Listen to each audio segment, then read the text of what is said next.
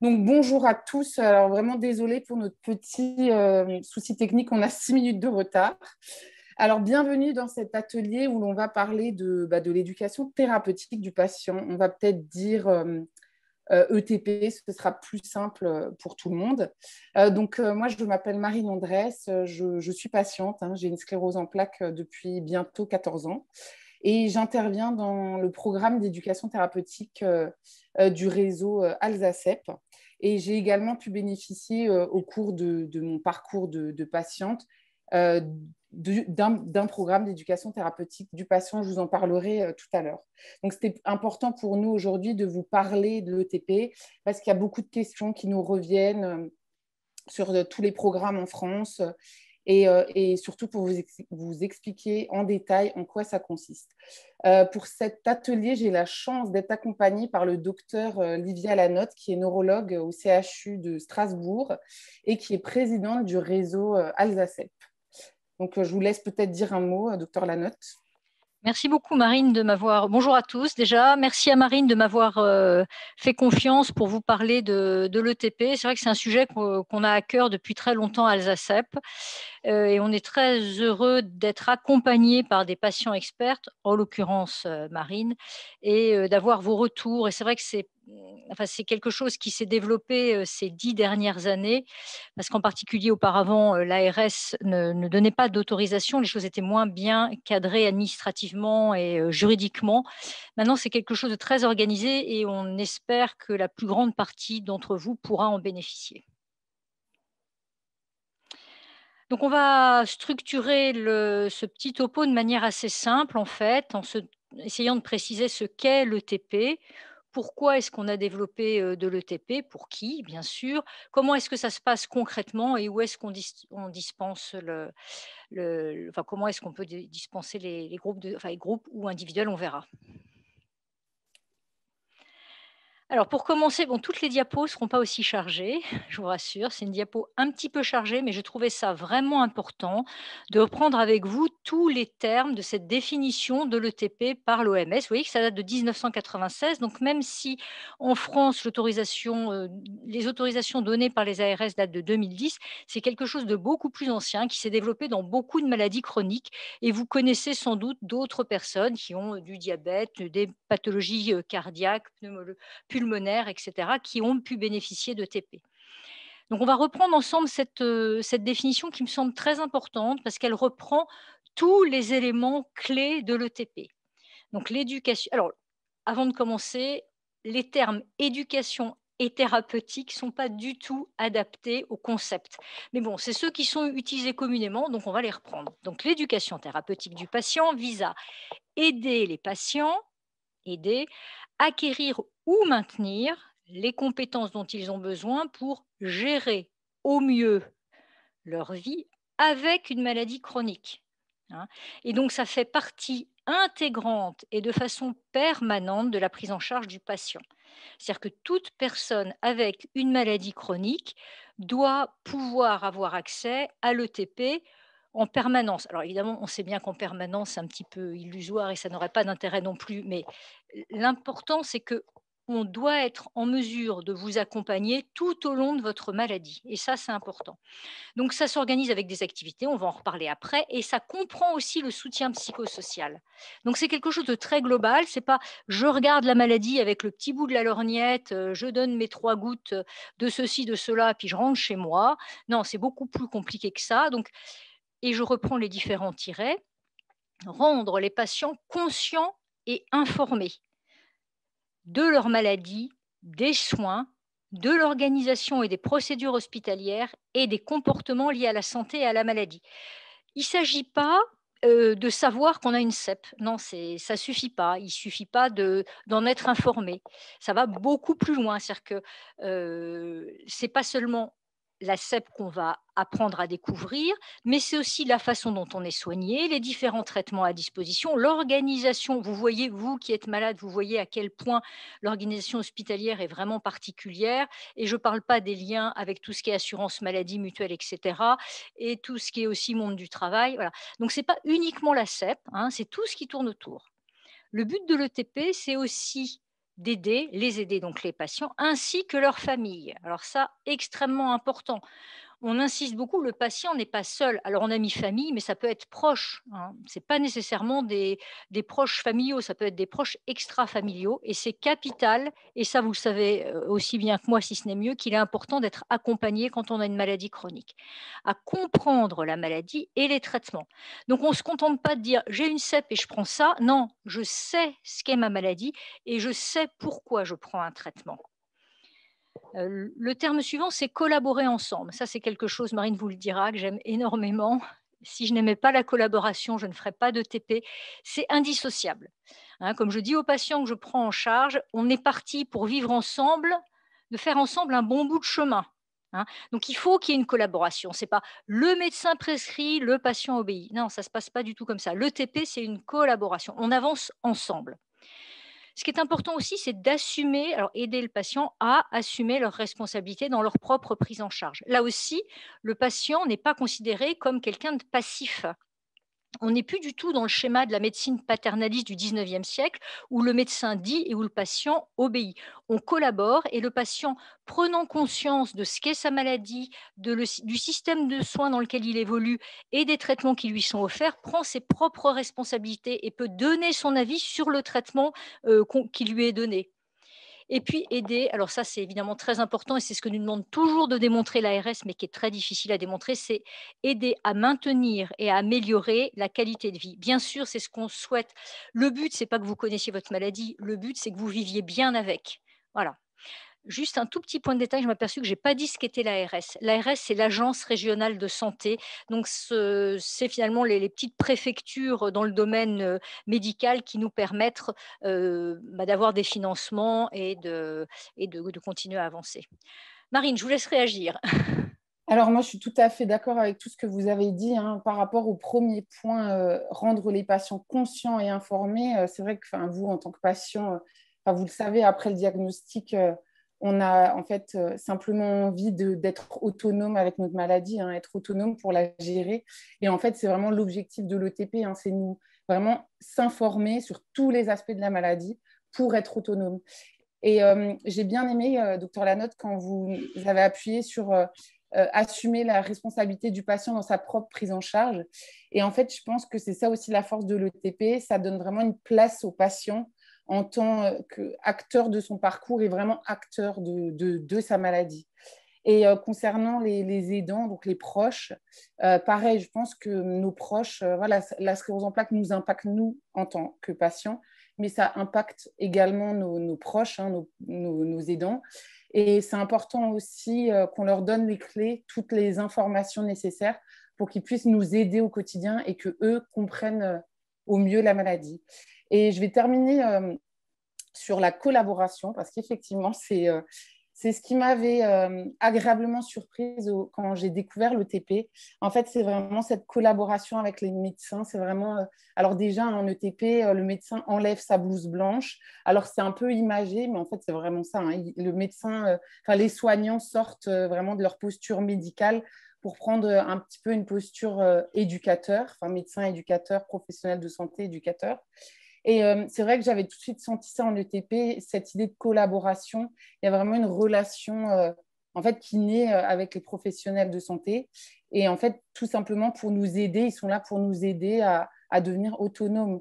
Et en fait, c'est ça la richesse de l'ETP. Hein. C'est vraiment un partenariat. Ils sont à l'écoute de nos besoins et pour définir ensemble les objectifs, ce qu'on a besoin d'apprendre et d'acquérir pour être vraiment autonome avec la maladie. Alors, pourquoi le TP? Le TP dans la CEP, mais dans toutes les maladies chroniques. Si vous connaissez des gens atteints de maladies chroniques, c'est pareil. Les maladies chroniques sont des maladies complexes. Vous savez à quel point la sclérose en plaques est une maladie complexe et comme les thématiques qui nous concernent dans la sclérose en plaques sont nombreuses. On peut prendre des exemples très variés. On peut parler de la fatigue. Il y a des groupes de TP qui ne parlent que de la fatigue, qui s'occupent que de la fatigue. On peut parler des problèmes enfin, j'allais dire sociaux, non, c'est pas sociaux, des problèmes avec l'employeur ou les problèmes de prêt. On peut parler simplement de l'évolution de la maladie, on peut parler des traitements, la CEP touche tous les domaines de notre vie, donc les thématiques sont extrêmement nombreuses. Vous savez bien mieux que moi qu'une demi-heure de consultation ne permettent pas au neurologue de vous fournir des informations suffisantes sur votre maladie. Et même si vous venez parfois avec vos questions, on y répond soit trop rapidement, soit on n'a pas le temps d'approfondir, soit même vous n'avez pas le temps de poser toutes vos questions. Donc ça, c'est la deuxième raison pour laquelle il faut faire de l'ETP. Il faut qu'on prenne le temps de répondre à vos questions. Si vous voulez comprendre votre maladie, il faut prendre du temps.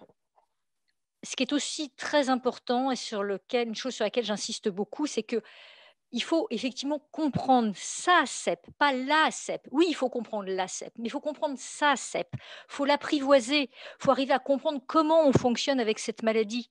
Beaucoup de personnes nous renvoient cette image de je suis différent de ce que j'étais avant. Ce n'est plus moi. Parfois, il y en a qui disent ce n'est plus moi.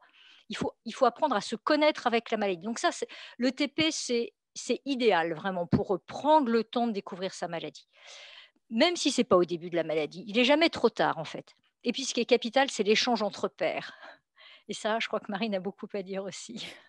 Effectivement, alors là-dessus, je vous l'ai dit avant, hein, moi j'ai pu bénéficier en tant que patiente d'un programme d'éducation thérapeutique et j'interviens aussi dans les programmes du réseau Alsacep. Et à chaque fois que j'interviens dans les ateliers collectifs, en fait, je suis vraiment admirative de ces échanges entre pairs, donc entre patients, entre les proches qui sont présents aussi, parce qu'il y a vraiment réellement un impact dans tous ces échanges. Enfin, vous le savez, hein, pour ceux qui ont participé à des KOASEP de la Ligue ou même à des groupes de parole. Voilà, les échanges entre patients, c'est vraiment hyper enrichissant. Et en ETP, en fait, c'est aussi en fait, l'ETP laisse cette place aux échanges.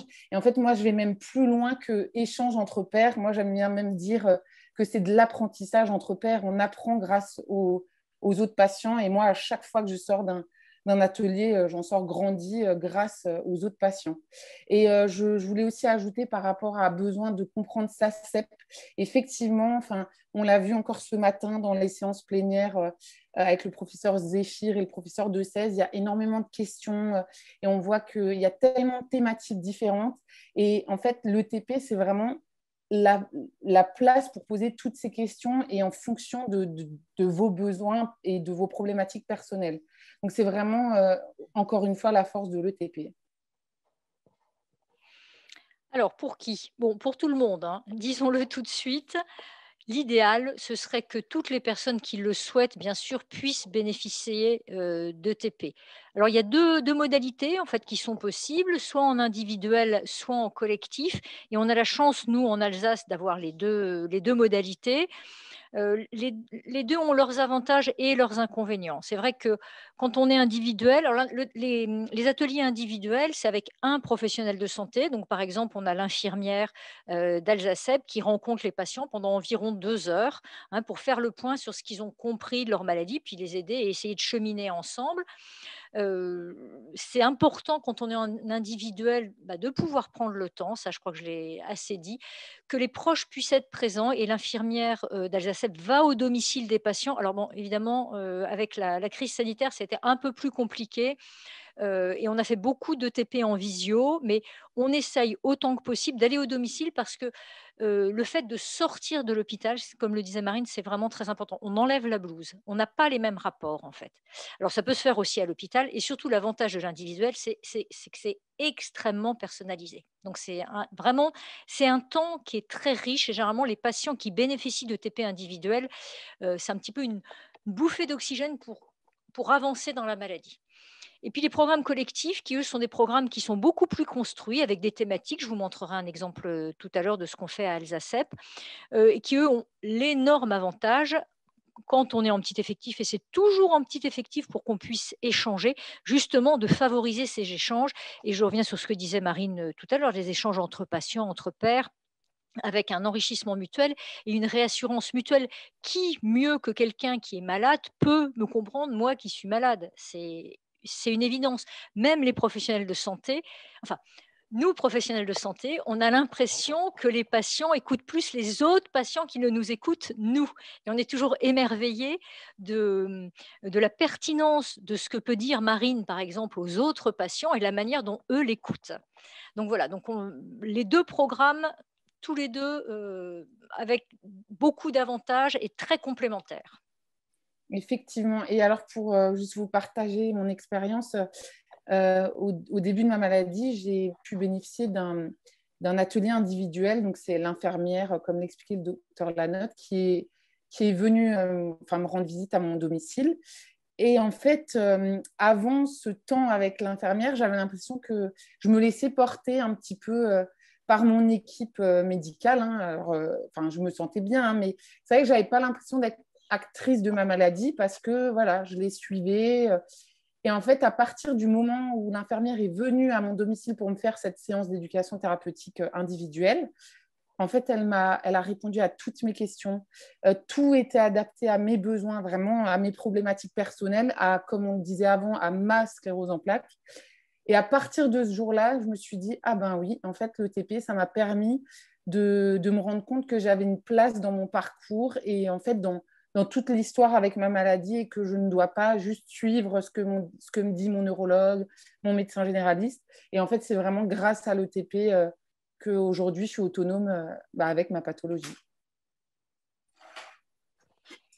Donc voilà, Pardon. donc vous avez bien compris qu'il y avait plusieurs professionnels de santé qui intervenaient et que, en fonction du programme d'ETP, vous pouvez avoir, une infirmière, un kiné, un médecin, enfin neurologue ou médecin rééducateur ou même d'autres spécialités. On peut imaginer des gynécologues.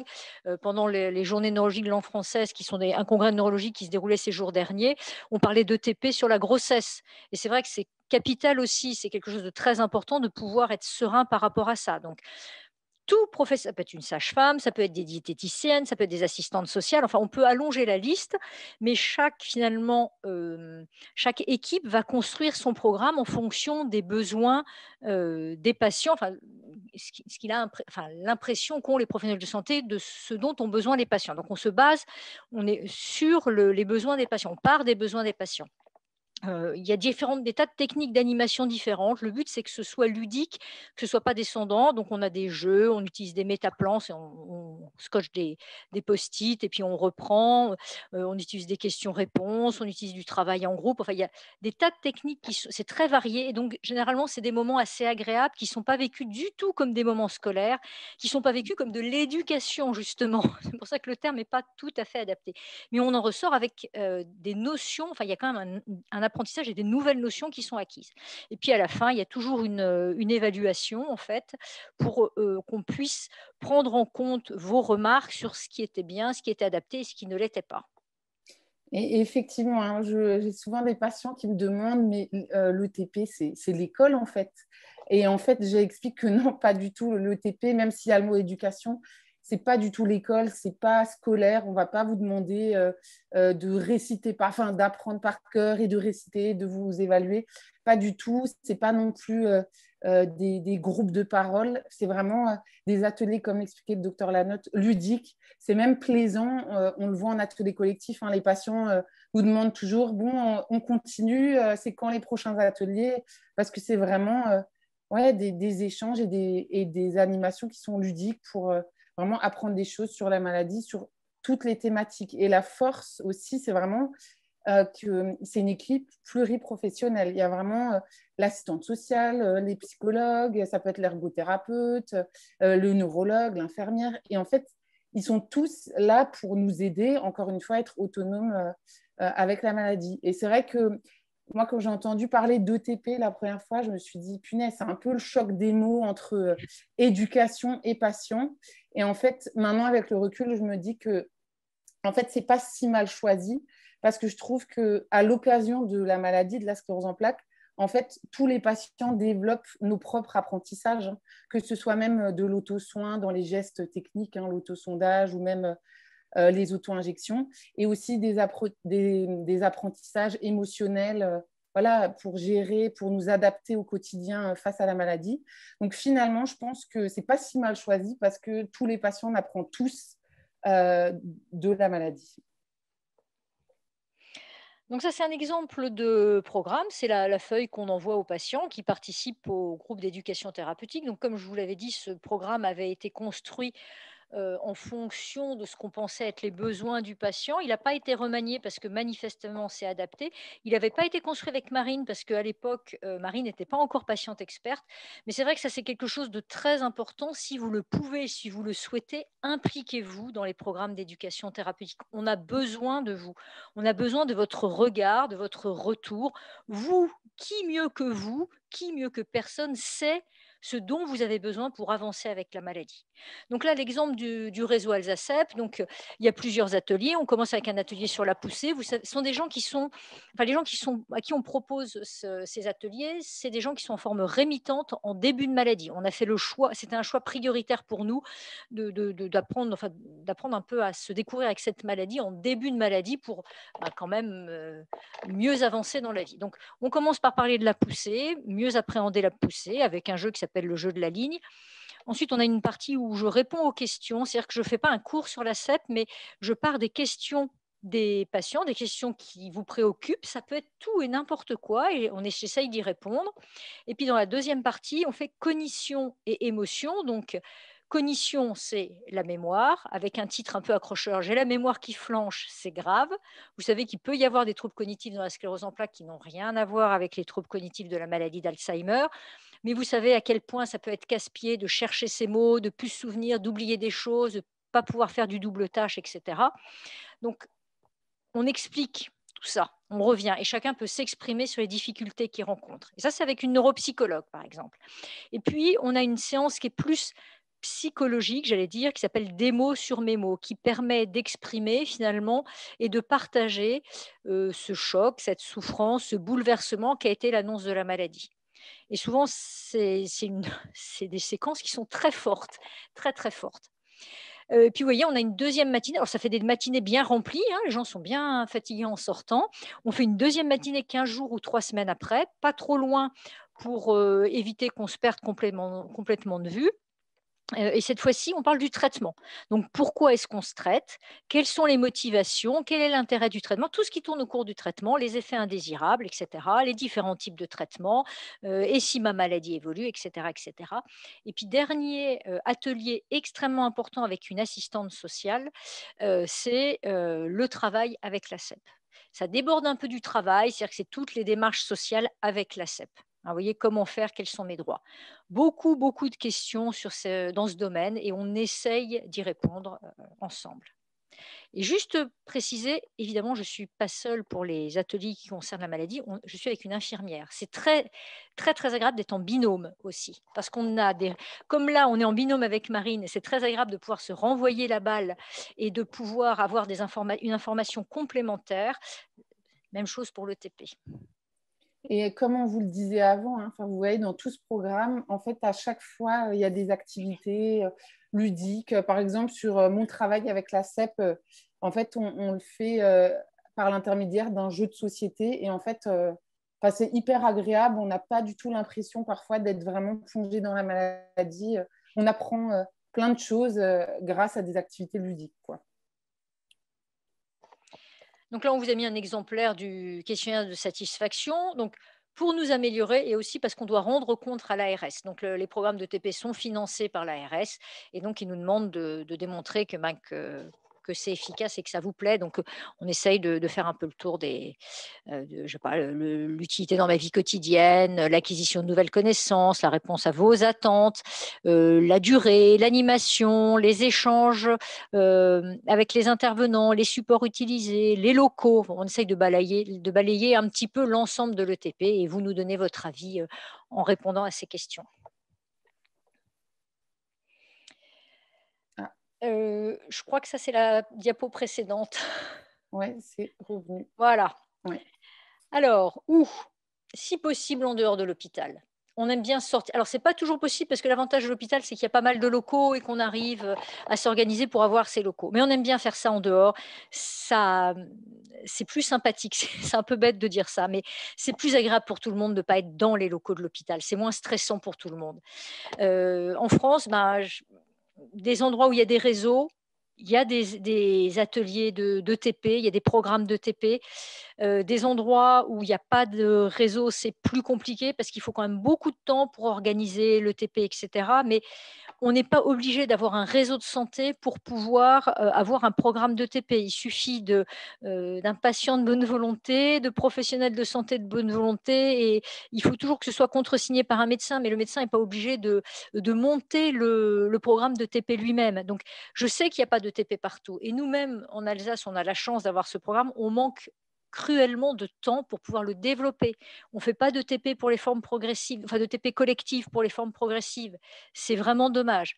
Alors, on peut aborder des tas de thématiques, donc c'est un petit peu infini, on est obligé de faire des choix de toute façon. Mais s'il n'y a pas de TP dans votre région, si vous avez le courage, vous pouvez monter un programme avec l'aide de professionnels de santé.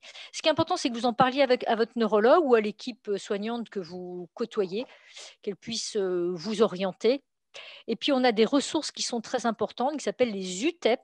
C'est les unités transversales d'éducation thérapeutique qui sont au sein des centres hospitaliers et qui sont des unités spécialisées, enfin du personnel médical dédié à la mise en œuvre de programmes d'ETP. Donc, il ne faut pas hésiter à les solliciter pour savoir s'il y a des programmes d'ETP et éventuellement, s'il n'y en a pas, comment est-ce qu'on peut s'organiser. Ils nous aident à monter les programmes, ils nous aident à rédiger pour l'ARS, ils nous sortent les statistiques pour l'ARS, etc. Donc c'est important, on n'est pas seul. Aujourd'hui, on a la chance de ne pas être seul dans un programme de TP. Effectivement, hein, vraiment, n'hésitez pas si l'ETP vous intéresse, vous souhaitez en bénéficier en tant que patient, parlez-en à votre neurologue ou dirigez-vous vers les UTEP ou même posez la question à la Ligue. À la Ligue, on a la chance d'avoir plusieurs patients qui sont vraiment impliqués dans les programmes d'ETP. Donc, on pourra, dans tous les cas, vous aider ou vous rediriger vers les bonnes personnes dans vos régions. Et comme vous l'a dit avant, docteur Lanotte, si vous souhaitez également être patient intervenant, partager votre expérience pour aider les autres patients dans des ateliers collectifs, par exemple, n'hésitez pas à en parler encore une fois aux neurologues ou aux différentes UTEP. Voilà, donc on est au terme de cette présentation qui a été assez rapide, on en a conscience, mais je vois qu'il y a déjà 4 questions qui sont posées. Alors, comment devons-nous comprendre gérer sa maladie en autonomie? Marine, je vais vous laisser répondre, je crois. Alors pour moi, gérer ma maladie en autonomie, alors effectivement, c'est peut-être un mot fort, dit comme ça, on aura toujours besoin des professionnels de santé et comme on l'a dit en plus, on travaille en collaboration avec eux. Mais je pense que pour, pour être pas bien avec sa maladie, mais pour se l'approprier et continuer à vivre malgré la maladie, parce que c'est pas parce qu'on a la CEP qu'on doit s'arrêter de vivre. Et ben, je pense qu'il faut apprendre à la gérer et être autonome. Par exemple, partir en vacances. Moi, pour vous donner un exemple, je n'osais pas partir en vacances parce que je devais me faire des auto-injections au tout début de ma maladie. Et en fait, j'avais très peur. Et grâce à l'ETP, j'ai appris à gérer cette partie en autonomie, donc à me faire mes auto-injections en autonomie. Et du coup, maintenant, je continue à voyager. Je vis ma vie quasiment normalement parce que j'ai appris, grâce à l'ETP, à gérer ma maladie en autonomie, mais toujours en collaboration avec mon équipe thérapeutique. Oui, ce que vous dites, c'est hyper important parce que c'est vrai, nous, ce qu'on martèle aux patients, c'est vous devez essayer d'avoir une vie la plus normale possible. Alors, on sait très bien quels sont les éléments qui vont engendrer des difficultés, voire du handicap dans la vie quotidienne, mais l'idée, c'est que, en gros, rien n'est contre-indiqué avec une CEP. Donc, c'est vous donner les moyens de ce que de mener à bien votre projet de vie, de pouvoir faire ce que vous souhaitez faire évidemment avec les limites qu'impose la maladie. Mais c'est ça l'idée en fait. L'idée d'autonomie, elle tourne autour de ça, quoi. Je ne sais pas si ça répond à votre question. Il y a une deuxième question. Bonjour, 25 ans avec ma CEP, ETP, je ne connaissais pas, si j'avais su. Alors, il y a 25 ans, on en parlait peut-être un peu dans le diabète, ça ne s'appelait pas ETP en fait, hein, mais voilà, 20 ans en Île-de-France, jamais entendu parler. Bon, 5 ans sur Bordeaux, jamais entendu parler. Je pense que sur Bordeaux, il doit maintenant y avoir des programmes parce qu'il y a des médecins qui prennent en charge la CEP, une équipe qui est très efficace. Mais c'est vrai que c'est quelque chose qui se développe beaucoup ces dernières années. Et donc, malheureusement, maintenant, vous pouvez peut-être aussi voir avec le neurologue qui vous suit maintenant s'il n'y a pas un groupe de TP ou la possibilité de TP individuels auprès de chez vous. Ouais, effectivement. C'est Et certain. il demande, alors là, Bruno demandait aussi, est-ce que ce sont les réseaux qui gèrent ça? Alors, pas parfois, mais pas toujours. Ça dépend de la structure locale. En fait, le TP dépend de la volonté, parfois d'une personne. Parfois qui groupe autour d'elle. Vous savez, c'est souvent comme ça dans la vie, en fait. Vous avez une personne qui a une volonté de faire quelque chose, qui trouve une autre personne, et puis ils se mettent à 2, à 3, et puis on construit quelque chose. Et il faut trouver quelqu'un qui a la volonté et qui soit l'étincelle qui va faire démarrer le moteur, en fait. Mais il faut de la persévérance aussi, parce que il faut animer, il faut que ce soit évolutif. Nous, on a changé plusieurs fois les thématiques pour que ce soit plus adapté à ce dont vous aviez besoin. Donc, mais c'est très chouette, hein. Moi, ça fait, plus de 10 ans que je fais de l'ETP, je j'arrête pas, hein. Je veux pas arrêter. C'est une relation qui en tant que neurologue, c'est une très belle relation qu'on a avec les patients, je trouve. Voilà. Alors Je des séances comme confirme. celle-ci existent-elles partout? Ben, non, malheureusement, malheureusement. Alors, Catherine habite, alors je connais Catherine, elle habite à Dijon. Alors, docteur Lanotte, est-ce que vous savez s'il y a de l'ETP CEP à Dijon? Il y a la Clibocep qui fait avec le professeur Thibaut Moreau, mais est-ce qu'il y a des programmes de TP? En fait, je suis pas capable de vous dire, en fait. Je voulais faire le tour des réseaux pour leur demander et puis, je ne l'ai pas fait. Donc je ne peux pas vous renseigner. Voilà. Est-ce qu'on peut faire ça en plusieurs fois? Ça dépend des programmes, oui. Alors, nous, on aime bien quand même, vous avez vu, on a 2 matinées. On aime bien que les gens viennent aux 2 matinées parce que c'est cohérent, parce qu'ils font partie d'un petit groupe et que ce petit groupe évolue ensemble. On voit les gens arriver, chacun dans leur coin, qui osent pas se parler et à la fin, tout le monde se tutoie et on est obligé de leur dire: «Bah, écoutez, vous allez terminer vos discussions dehors parce que nous, cet après-midi, on a du boulot». Enfin, donc c'est quelque chose de très fort, le TP quand même, hein. Et oui, on peut faire ça en plusieurs fois, mais c'est vrai que nous, on aime bien qu'il y ait une cohérence dans ce groupe et souvent les gens restent en lien après aussi, hein. C'est très Effectivement. moi, ce qui m'amuse beaucoup, c'est que les gens qui ne veulent pas faire partie qui veulent pas participer à des ateliers, à un groupe, collectif, c'est parce qu'ils ont peur de rencontrer des gens qui leur renvoient cette image, qu'ils n'ont pas envie de voir de la maladie. Alors on les Mhm. convainc, et cetera. Ils viennent au groupe, oh, ils se regardent un peu en chien de fusil et à la fin, ils nous remercient parce que justement, ils ont pu rencontrer des gens qui, comme eux, avec la maladie et enfin des gens qui les comprenaient, avec qui ils pouvaient échanger. Donc moi, ça m'amuse toujours ça. Donc voilà. Alors, Bruno dit merci. Je vais poser la question. J'ai envie de m'impliquer. Bah, écoutez, Alors, tant mieux, hein. ouais, n'hésitez pas. Enfin, je ne sais Ouais. pas où vous habitez, mais vous pouvez, si vous avez besoin d'aide, de renseignements, besoin qu'on en discute, vous avez mon nom, hein, c'est mon prénom plus mon nom, Livia.lanotte, @chru-strasbourg.fr, ou vous passez par la Ligue et par Marine, qui peut aussi vous renseigner. Moi, j'aide volontiers qui veut enfin, avec mes petites connaissances, hein, je ne suis pas non plus une grande experte de l'ETP, mais j'aide qui veut à monter des programmes. Alors, je mets votre adresse et la mienne dans le chat parce qu'effectivement, j'ai vu qu'il y a d'autres questions dans le chat. D'accord. Quelqu'un qui dit bonjour, pourriez-vous décrire le parcours pour contribuer au programme ETP en tant que patient? Et c'est Laurent. Alors, Laurent, en fait, vous pouvez faire une formation, mais même pas nécessairement, hein. Vous pouvez tout simplement parler. Enfin, voilà, si vous repérez, après vous êtes informé, un programme d'ETP dans votre région, vous pouvez totalement être patient intervenant. Là, il n'y a même pas besoin de formation nécessaire, hein. Vous pouvez participer à une formation, à de l'ETP collective et venir partager avec les patients. Et en tout cas, je vous conseille, si vous voulez, vous pouvez me contacter, je vous mets mon adresse et on pourra en parler plus en détail. Et même contacter la Ligue parce qu'il y a plusieurs patients qui sont vraiment des ressources, qui se sont impliqués en ETP, qui ont même monté des programmes. Donc voilà, on sera ravis d'échanger avec vous si ça vous intéresse. Et on vous encourage. Et Catherine, je vais lui demander au professeur Moreau et je me lancerai bien à mettre l'ETP en place. Et bien, Catherine, je te connais, je t'encourage à le faire parce qu'avec tu persévères toujours, donc je pense qu'effectivement, ce serait super. Alors, des associations APF, LFCEP proposent, me semble-t-il, dans certains endroits en France de l'ETP ou équivalent. Oui, oui, oui, tout à fait, exactement. C'est pour ça qu'il faut demander aux médecins qui vous prennent en charge. Je pense pour le TP dans la CEP, je pense que la personne la plus informée, c'est le neurologue. Je ne suis pas sûre que le médecin généraliste il puisse vous renseigner parce que les médecins généralistes ont trop peu de patients atteints de sclérose en plaques dans leur patientèle pour être au courant de tout.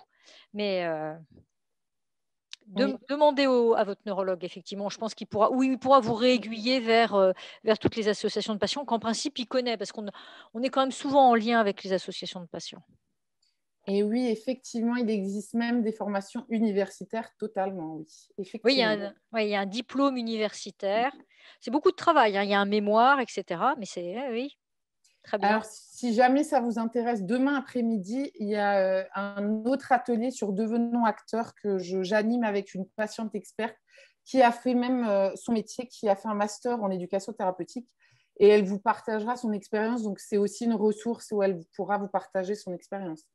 Mais vraiment, impliquez-vous.